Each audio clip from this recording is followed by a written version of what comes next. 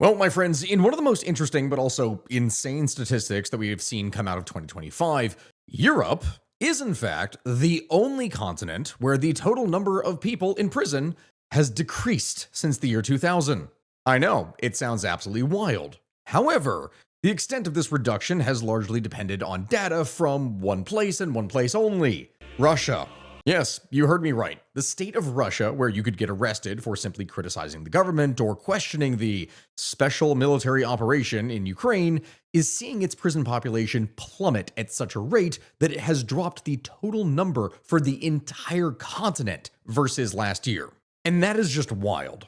Now, you may be looking at me and wondering right now, okay, how big of a drop are we talking about here? Well, according to the World Prison Brief data, Russia had approximately 602,000 prisoners in the year 2018. But by late 2023, this number had plummeted to historic lows of around 249,000. That is over half of all prisoners within the country gone. And while differences, of course, in reporting methodology would account for some variance, the trend is pretty obvious. Prisons in Russia are simply emptying out. Now, why though, you may be wondering? This is not something you would expect from a state that, as I said before, is only way too trigger happy to throw you in prison in the first place. Well, the answer, my friends, is war, and a desperate need for both new bodies, as well as the ability to not pay said bodies for throwing their lives away. And allow me to explain. While it is that you can take the numbers with, of course, a grain of salt, according to Ukrainian intelligence, at least 180,000 of the men that are invading their country can be linked back to inmate recruitment practices, which is a pretty heavy number overall. That is a number that we have not seen that high since the penal battalions of World War II, in which the Soviet Union was, well, doing the exact same thing. But rather than being something that is done as a necessity for survival, what is so interesting about this is the very dark but also very logical reasoning that seems to be behind it: cost saving and societal improvement. What I mean by that is that the same Ukrainian intelligence source indicates that there are a series of payment withholding practices from the government of Russia that are stopping their soldiers from getting paid, at least the ones that are coming from prisons, and a casualty rate of nearly 70 to 80% for said inmate soldiers, with tens of thousands having been killed in action at least, but the numbers, of course, are going to vary wildly. Remember, of course, that casualties include wounded and killed, so with tens of thousands killed and many more wounded, the numbers here are simply ridiculous. That being said, normally, those levels of casualties are a very bad thing, but for Russia, that doesn't appear to actually be the case.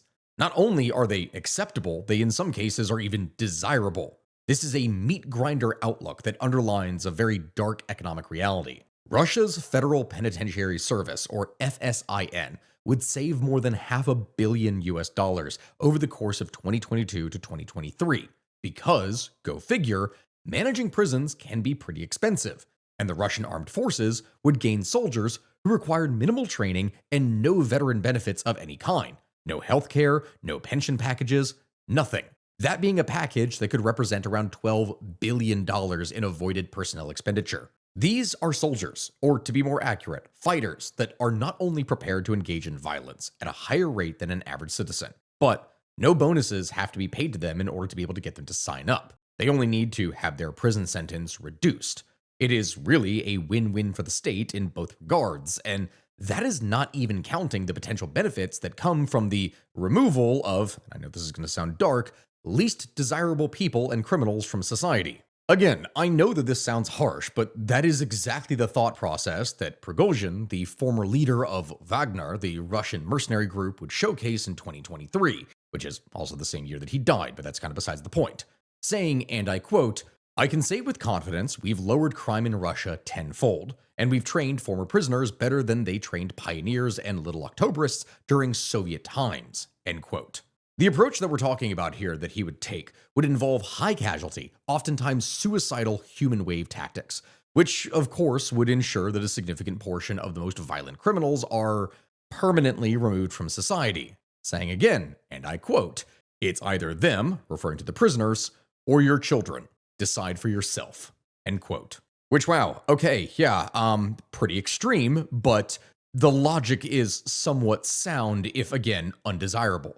Wagner's former boss would underlie a specific vision, a message. He would implicitly position the prisoners as disposable, something whose sacrifice would save the general population from further mobilization and further criminal activity. It was, again, a win-win for the state. He would also frame prisoners' military involvement as a way for them to redeem their debt to the motherland and to cleanse their sins by blood. And wow, okay, yeah, that is not a mentality that one would normally expect to have in the 21st century. But with Russia, some things never change, I guess. The question, of course, as always becomes, how exactly did we get here? What exactly is going on, and what is going to happen next with Russia's war in Ukraine? Is the Russian war machine finally petering out, or is it going to continue and somehow chug onwards? Well, my friends, with that being said, let's go ahead and dive into some context as well as explore the world of Russian deathonomics.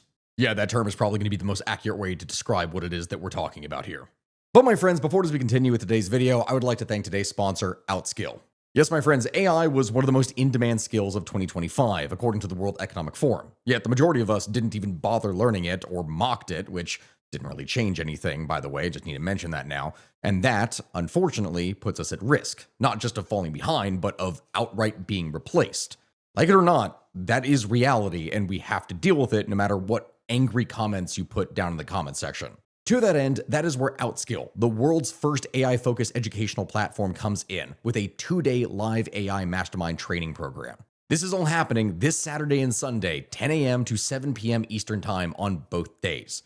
And the timing here is absolutely perfect because they have their year-end holiday offer going on, so you can get in absolutely for free instead of the usual almost $400. This 16-hour live experience by them has been attended by more than 10 million worldwide professionals like you across different fields: marketing, finance, engineering, and more, all mentored directly by AI experts from companies like Microsoft and NVIDIA. This training that we're talking about here is not just about learning tools, it's about changing the way that you work, allowing you to learn how to use AI to simplify your daily task, build AI agents that plan, create, and automate your workflows, designate AI automations that can connect tools like Sheets, Notion, CRMs to save hours, and oh, so much more. Not only will you get this, but you will receive bonuses worth about $5,000, including a prompt Bible, a roadmap to monetize AI, and a personalized AI toolkit builder that is only given if you attend both days. It genuinely is quite fascinating. And so, my friends, this Christmas, go and gift this opportunity to someone who you think could benefit from learning AI, as it really could actually change their career in 2026 as the world itself is rapidly changing. Seats are limited. Grab yours now via the link that is down in the description. With that, my friends, thank you for watching, and now back to the show. To begin, this is a bit different than many of the videos that we have had to do here before, exploring dozens, if not hundreds of years of history to reach the point that we are talking about for the course of the video over modern geopolitics. Obviously, since this is focused on the war in Ukraine, we do not necessarily need to do a full history of Russia and how we got to the war necessarily, because we have already done exactly that quite a while ago. Not to mention the hundreds of channels here on YouTube that have already done similar videos. So instead, the more crucial thing to analyze here is the short history of modern Russian economics, and why the system is both strong and yet simultaneously extremely fragile. This is the exact reason behind why, for the past several years, every single major outlet, as well as YouTuber or analyst, have been predicting the impending collapse of the Russian economy that is definitely going to happen any day now.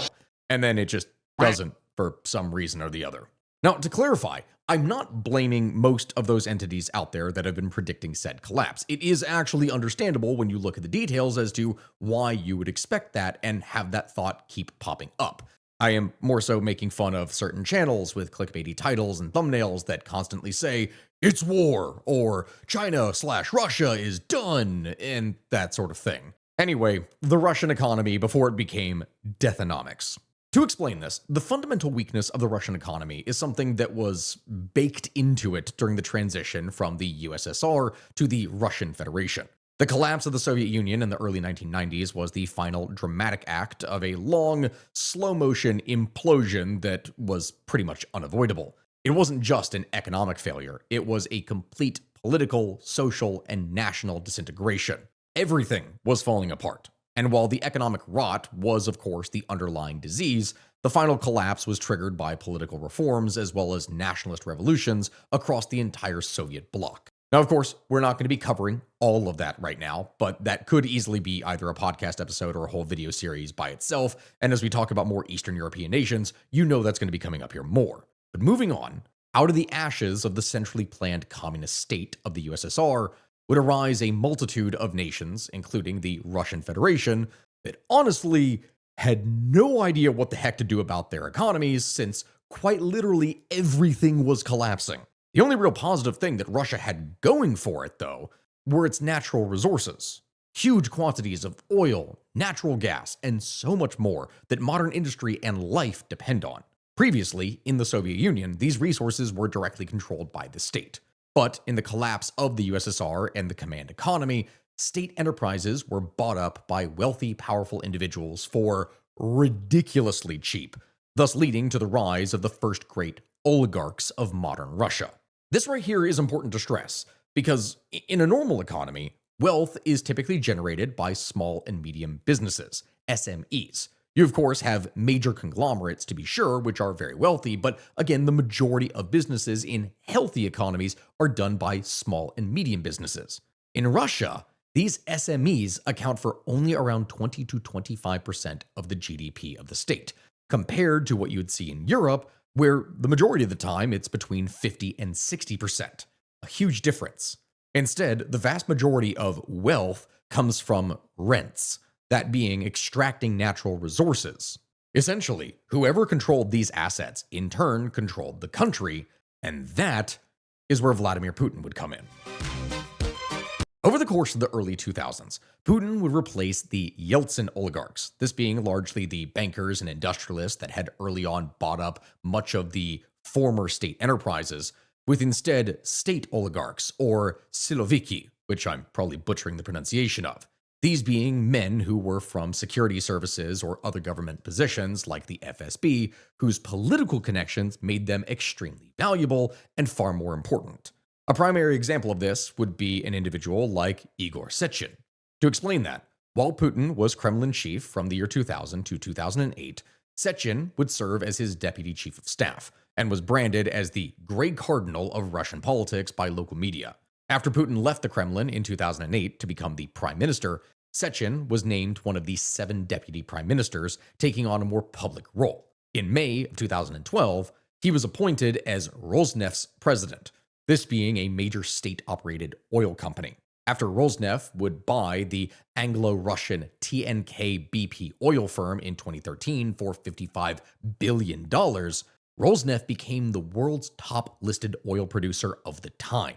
And so this, my friends, is just one example of the many cases that would occur, and it's important to stress that these men were generally not businessmen. They were bureaucrats. They would treat the state companies as personal piggy banks, both supplying for themselves as well as for whatever it is that Putin needed. Efficiency didn't really matter. Profit didn't really matter. Only loyalty to the Kremlin, and specifically Putin, that is what mattered. This, of course, as you could expect, would create a massive layer of inefficiency and corruption that to this day acts as a permanent tax upon the Russian economy. Now, I used an oil company in the previous section here as my example because it goes hand in hand with one of the primary issues that affects the overall Russian economy that we have mentioned a few times with other oil-rich nations: Dutch disease. From the year 2008 all the way to 2021, you could essentially describe the Russian economy as Dutch disease on steroids. For clarification of this, Dutch disease occurs when a resource boom makes your currency so strong that your other industries, this being manufacturing, agriculture, etc., typically become uncompetitive. Russia would suffer a rather nasty version of this, with so much of its wealth being dependent on oil in the same way that Saudi Arabia sees. Because the ruble was strong from oil sales, Russia would import basically everything. Even Russian products, if you want to describe them as this, were fake. Or when I say fake, they were majority not Russian. As an example of this, the Superjet 100 was Russia's flagship civilian airliner that was marketed as a triumph of domestic engineering. In reality, nearly 70 to 80% of its critical avionics and engine parts were either French or American. And that was going to be a major problem for them by the time that the war in Ukraine broke out. And it's not just the technical stuff. Agriculture-wise, Russia became a huge grain exporter. But Seeds, the tractors that you'd use to plow the fields or harvest things, and the computerized harvesting systems, those were all primarily Western systems in the first place. You may start to see a problem here. Of course, in a globalized world, this isn't really a problem, technically speaking, so long as things remain peaceful and trade continues to flow. Unfortunately, you and I both know by now that it was not going to remain peaceful going into the 2020s, but as it is, we're not quite there yet. Instead, over the course of the 2010s, both Europe, which was the #1 purchaser of Russian oil and natural gas, and Russia itself would see the illusion of financial and political stability. It was believed that with Russia financially entangling itself further and further and further into the European system, that this is something that would stop any possibility of war or conflict breaking out. But then guess what happened? A little thing called a special military operation. Now, to set all of this up here, my friends, we have to first explain a bit of the prelude and why it is that Russia was arguably more prepared for the war than we initially gave them credit for. First things first, Russian President Vladimir Putin had long planned for the full-scale invasion, and likely the resulting sanctions. Indeed, since the annexation of Crimea in 2014, Russia would run tighter fiscal and monetary policies than might have probably seemed appropriate for the time, given its fairly healthy balance sheet.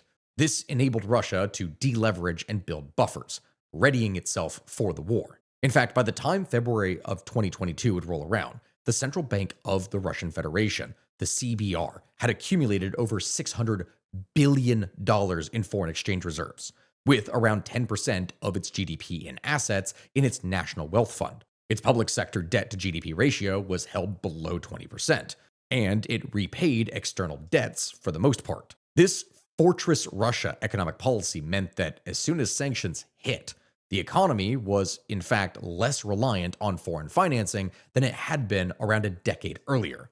It had ample foreign exchange reserve buffers and was running current account surpluses, which meant that in the short term, it was going to be okay. Now, that being said, does this mean that things were going to be absolutely fine when the war kicked off? No, oh god, no. No, they were absolutely not going to be. We now will be going through these series of events in rapid order. First up, D-Day, February 2022. Economic sanctions would affect Russia from the very first day of the invasion, with the stock market falling by up to 39%, a massive loss. The Russian ruble would fall to record lows, halving in value, as Russians would quickly move to try and exchange their currency. Because of this, stock exchanges in Moscow and St. Petersburg were suspended until at least the 18th of March, making it the longest closure in Russia's history. On the 26th of February, S&P Global Ratings would downgrade the Russian government's credit rating to junk, causing funds that require investment-grade bonds to dump Russian debt, making further borrowing extremely difficult for the state.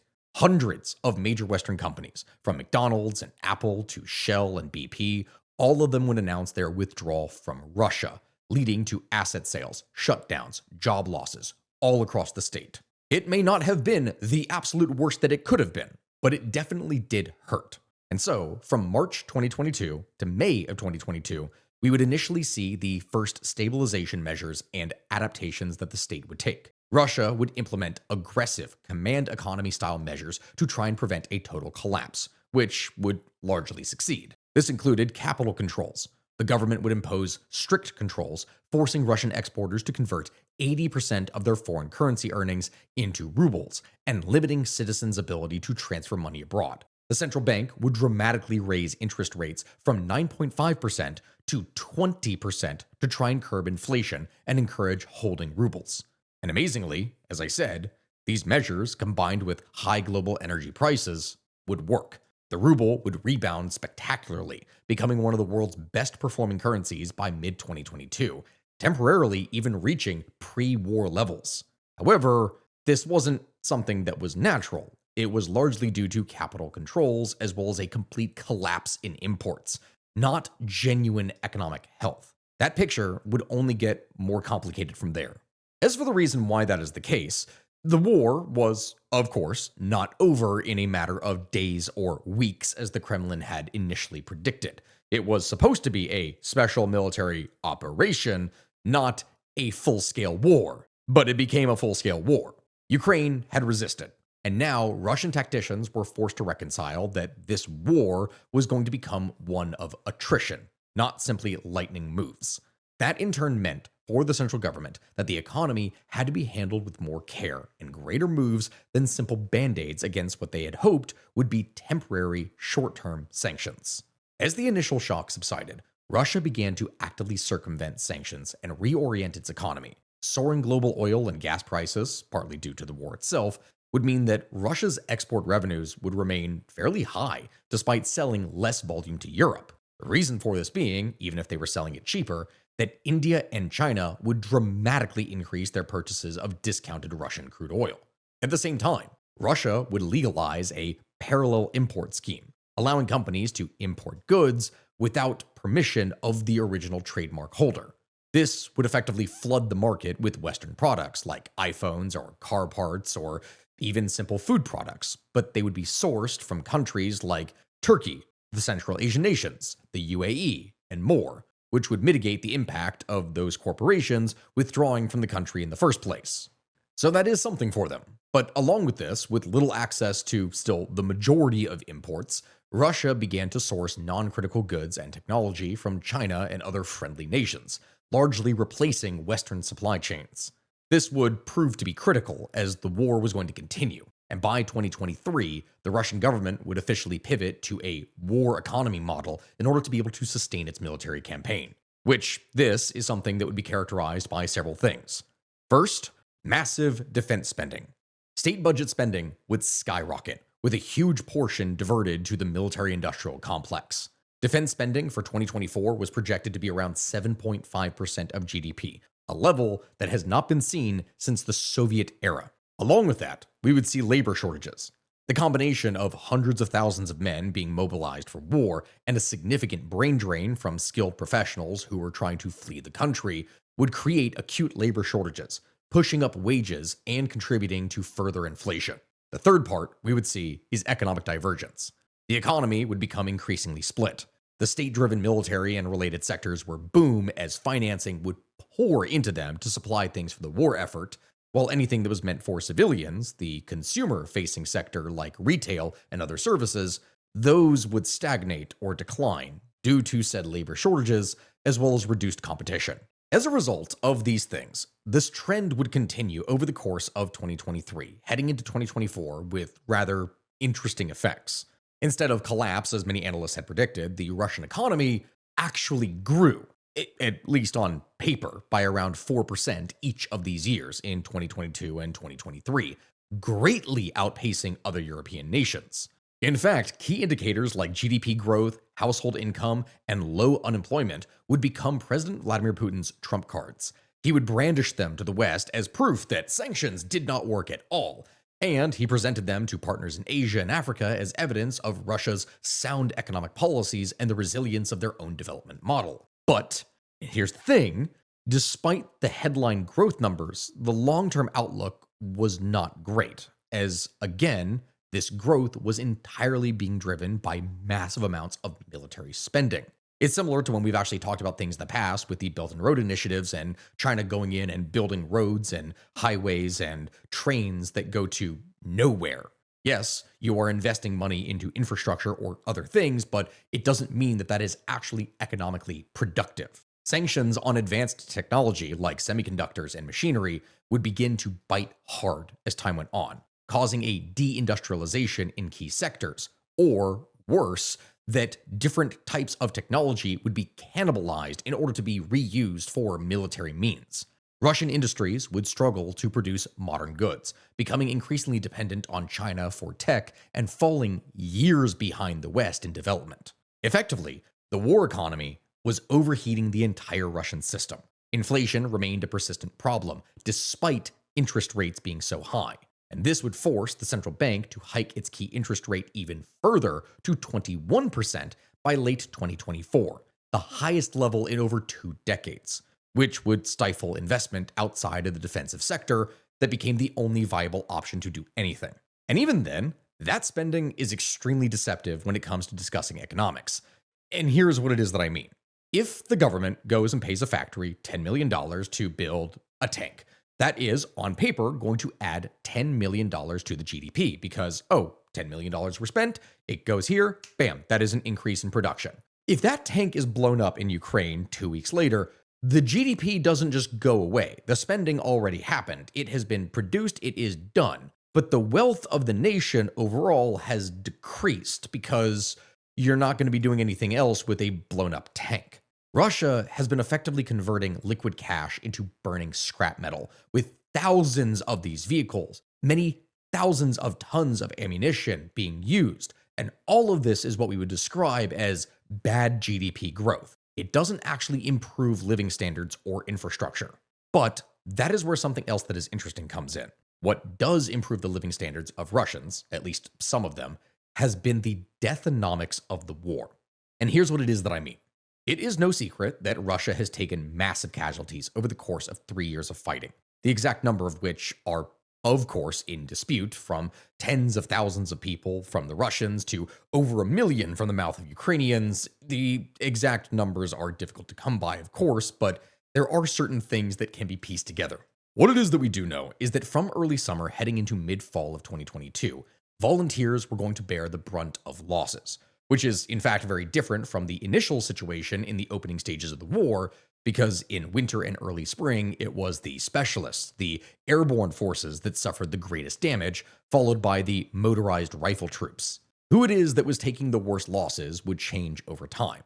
As casualties would mount, Russia was forced to push more and more money into the conflict, trying to entice people to sign up. Which, yeah, it did, especially in poor regions of the country, but this had a complicated series of effects. The military would offer massive signing bonuses to recruit soldiers at amounts that, at many times, were more than what many people in poor areas could make in a year.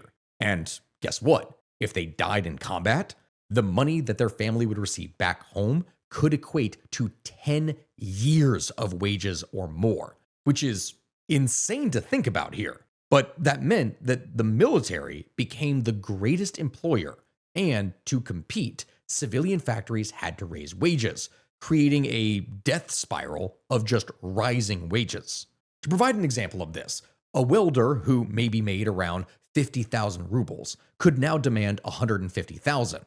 But the problem is that he wasn't producing 3 times more goods or services. He was producing the same amount, or even less because he didn't have to try as hard, but that meant that 3 times more money was spent chasing the same amount of goods or labor. So you would have rampant inflation.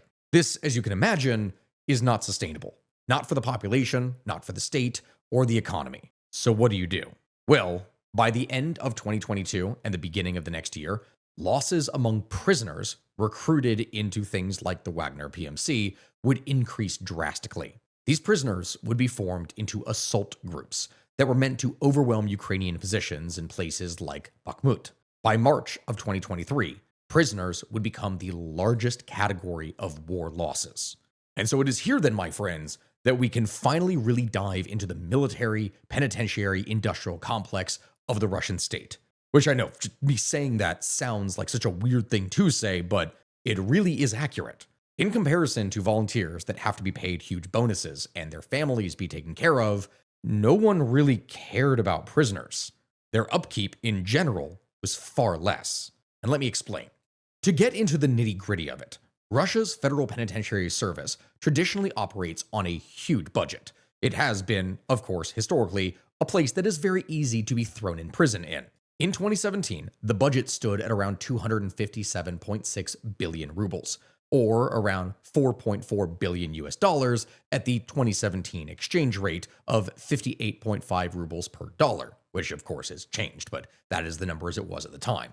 The per prisoner variable spending for food, clothing, medical, and other supplies would be around $3 to $3.1 per day. And so, with those numbers in mind, one needs to consider that Russia had around 543,000 prisoners pre-invasion and 249,000 more if you look at the numbers recently. So, pre-invasion annual spending on upkeep for said prisoners might have been around $611 million, and post-invasion only around $280 million, Which, okay, yeah, if you think about it then, over the course of 2 years, I have to say, that is around $661.5 million that was able to be saved or reallocated to other areas for the war. Impressive on its own, but the numbers go way deeper than that.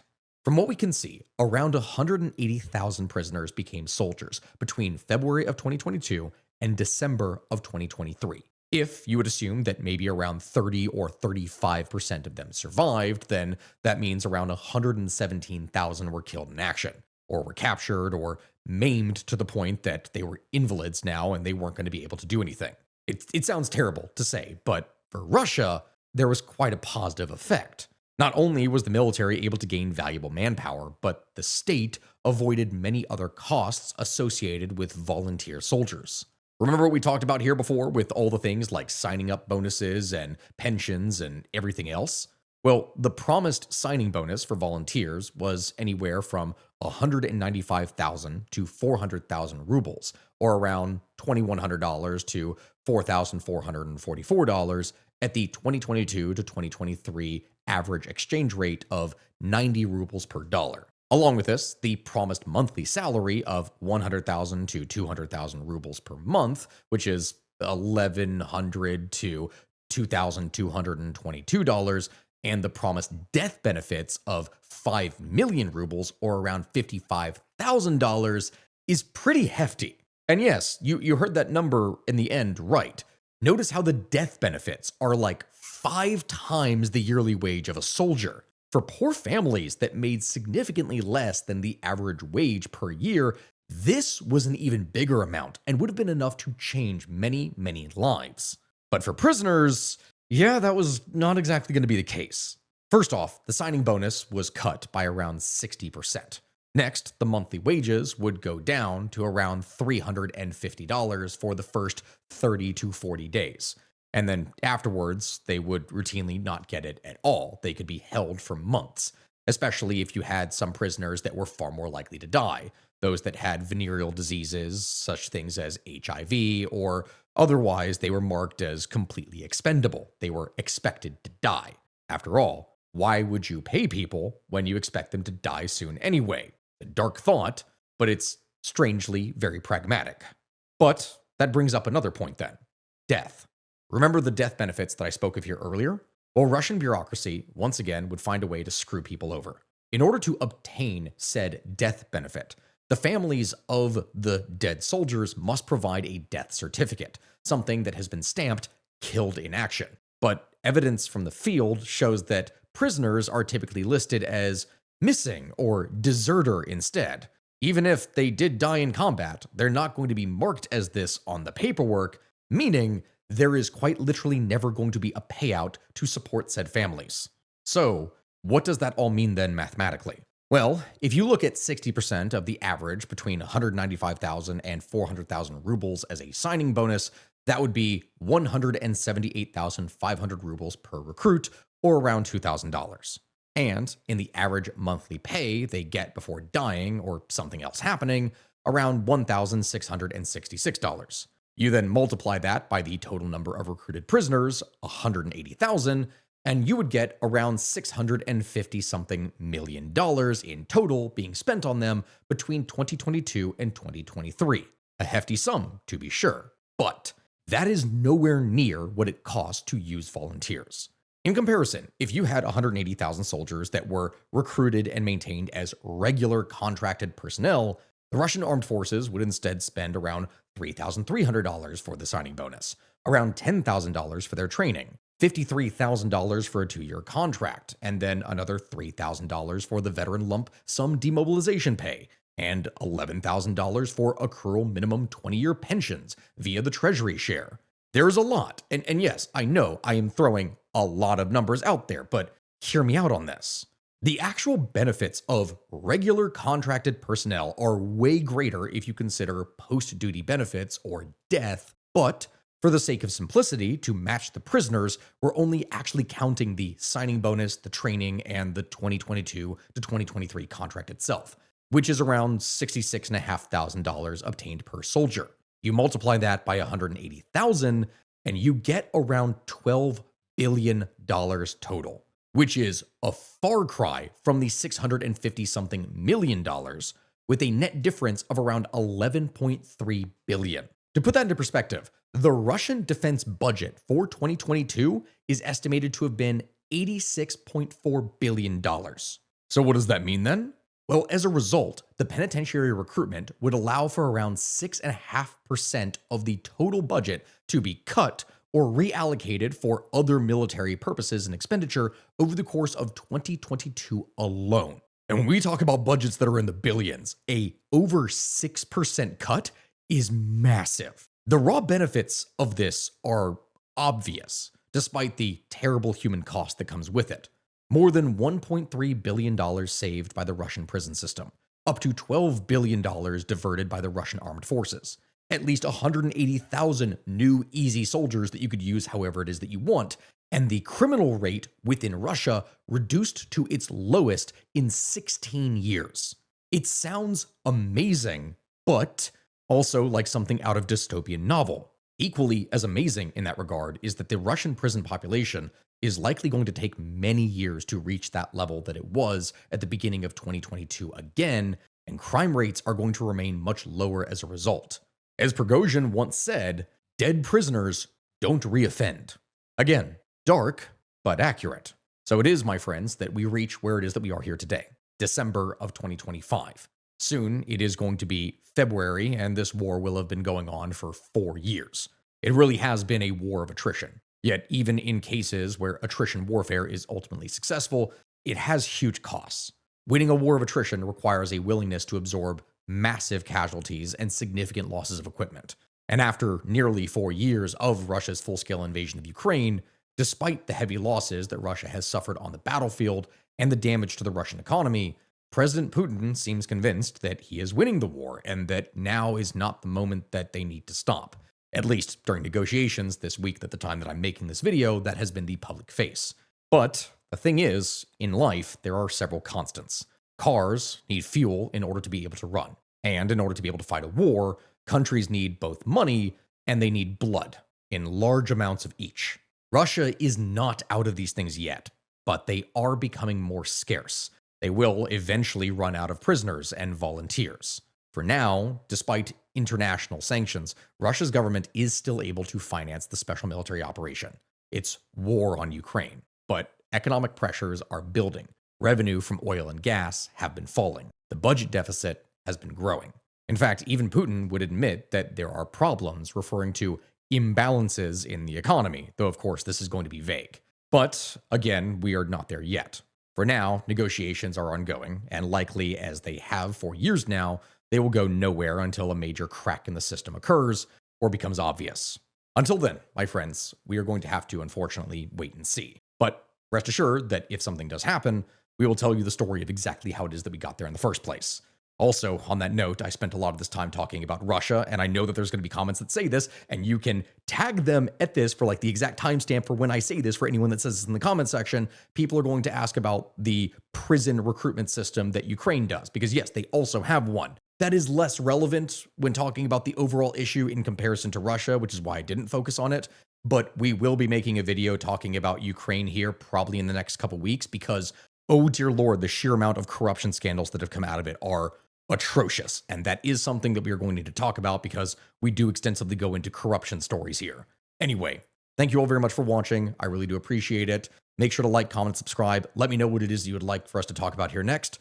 I will see you all here next time. Oh, wait, no, and by the way, here, also at the very end, sign up to War of the Barons. You can join me and fight, well, not in my barony, because my barony is currently full, but I am one of the leaders of the neutral faction, and you should sign up here with the neutrals with me, and you can fight with me in a medieval setting where we bonk each other in the woods, which sounds like a wrong statement to say, but it is actually accurate, so you should definitely check the links down in my description. Thank you all, my friends. I'll see you here next time, and goodbye.